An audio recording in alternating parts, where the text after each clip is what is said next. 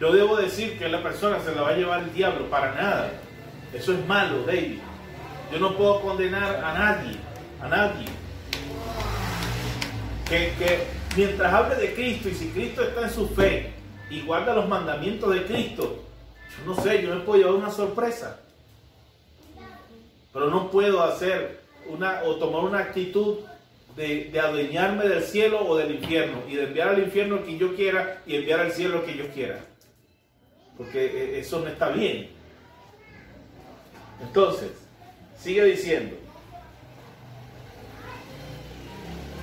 Y reconocieron la gracia que me había sido dada Jacobo, Cefas y Juan, que eran considerados como columnas. Nos dieron a mí, a Bernabé, la diestra en señal, en compañerismo, para que nosotros fuésemos a los gentiles y ellos a la circuncisión. Fíjense bien, los apóstoles que están aquí, y Cefas, dice Jacobo, Cefas y Juan. Juan, el escritor de ¿qué? Del Apocalipsis. Jacobo, el hermano de Jesús.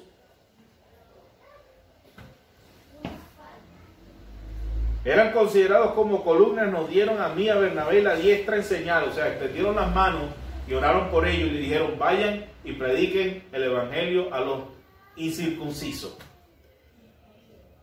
para que nosotros fuésemos a los gentiles y ellos a los de la circuncisión. Solamente nos pidieron que nos acordásemos de los pobres, lo cual también procuré con diligencia hacer. ¿Será que la iglesia se acuerda de los pobres? Lo más tremendo es que, como yo decía, hay iglesias gigantes, grandes, apoderadas de fuertes sumas de dinero y no le dan a los pobres nada. Más bien lo que hacen es quitarle. Y no podemos quitarle. Más bien, si hay gente pobre, hay que ayudarlo. Hay que extenderle la mano. Por lo menos, ojalá, Aldana está desempleado, ojalá pudiésemos nosotros, en colaboración, recoger ofrendas y decirle a Aldana, mira, aquí está, por lo menos, aquí tienes para que soporte, para que aguante la pela una semana.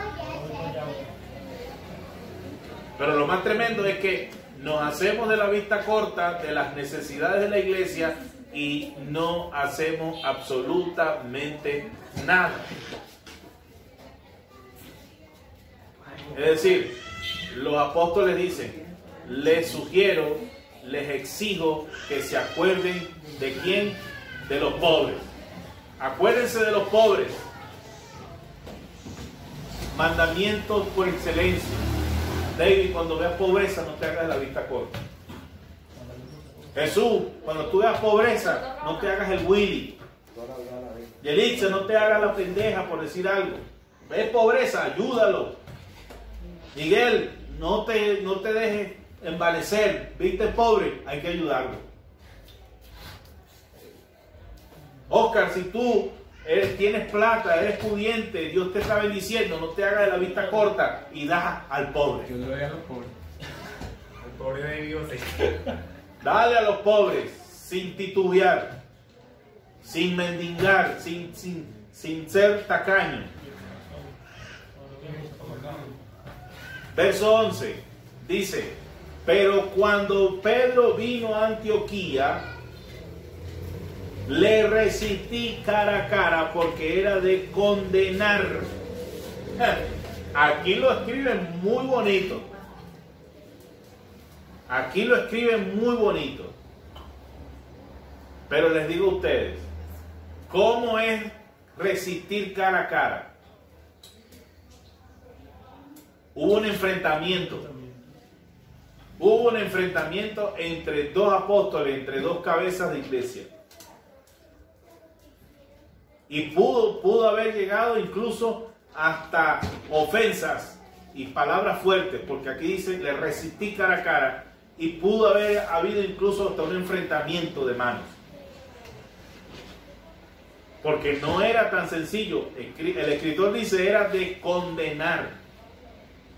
Le dice a Pedro que por sus acciones era condenable, no era aceptable. Imagínate tú una confrontación entre Pablo y Pedro por causa del evangelio. Y eso pasó, ocurrió. Pues antes que viniesen algunos de parte de Jacobo, comía con los gentiles, pero después que vinieron se retiraba, se retraía y se apartaba porque tenía miedo de los de la circuncisión.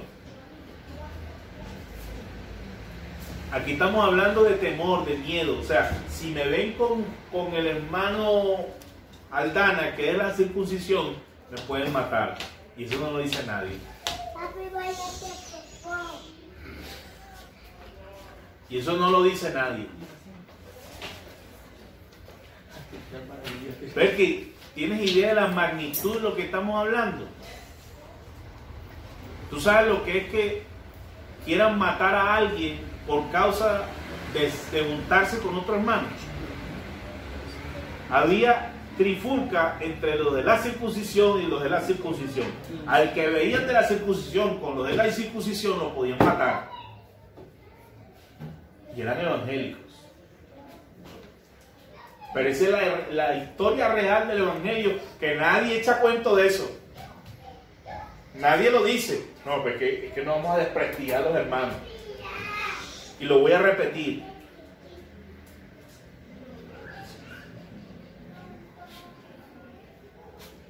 Pues antes que viniesen algunos de parte de Jacobo, que era el hermano de Cristo, comía con los gentiles, pero después que vinieron se retraían y se apartaba porque tenía miedo de los de la circuncisión, que eran judíos acérrimos, creyentes en Cristo, pero si te veían comiendo con pecadores, con no circuncisos o con incircuncisos, te mataban.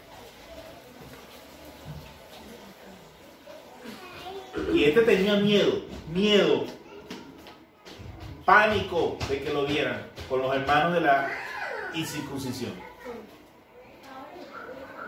Y eso ahorita no matan a nadie, pero ¿será que me junto con los hermanos de las asambleas de Dios aquí en Colombia? Y entonces, y si me ven, y si me atacan, y me expulsan, y si me ven con los hermanos de la fiel, y yo soy de la iglesia libre, no, y al revés, yo creo que es peor. Y al revés, no lo matan, pero tienen miedo de que no lo traten, o lo condenen, o lo metan en una disciplina, etcétera, etcétera. Hermano, cuidado trae. Yo recuerdo que estando yo en campaña política para ser alcalde, fue una iglesia grande de velo y falda. Y el pastor me pasó a dar unas palabras, y cuando yo terminé de dar las palabras, se levantó un profeta y dijo: cuidado, se mancha el altar, el lugar santísimo. Y comenzó toda la iglesia a hablar en lengua, porque yo había pasado a decirle a los hermanos que esa semana había elecciones y que no se equivocasen en el voto, y que el voto fuera para un hijo de Dios. Bueno, David andaba conmigo. Y ahí comenzó a profetizar el hombre. Hace unas semanas indagó el profeta y está, se hace que se eche palo, y con mujeres y borrachos y destruidos. Por hablar mentiras. Por hablar mentiras. Pero entonces el que manchaba el lugar santo, aquí está dando la batalla en Cristo Jesús, Señor nuestro. Amén. Entonces, para que ustedes vean el conflicto de ese entonces. Y eso no lo dicen los pastores de historia de la iglesia. No dicen que hubo un tiempo en que los circuncisos mataban a los incircuncisos. Y eran cristianitos y eran hermanos en Cristo, pero como estos traían falsa doctrina, había que meterles el hacha.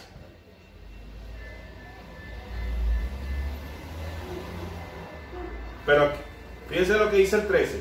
Y en simulación participaban también los otros judíos, de tal manera que aún Bernabé fue también arrastrado por la hipocresía de ellos. Persuasión. Para sacarlos del evangelio de la incircuncisión. Arrastrarlos a ellos, cambiarlos a ellos. A pesar de que estaban cimentados en la verdad y en la roca, pues aún había gente que solapadamente buscaba la manera de dividir, de disipar esa fe.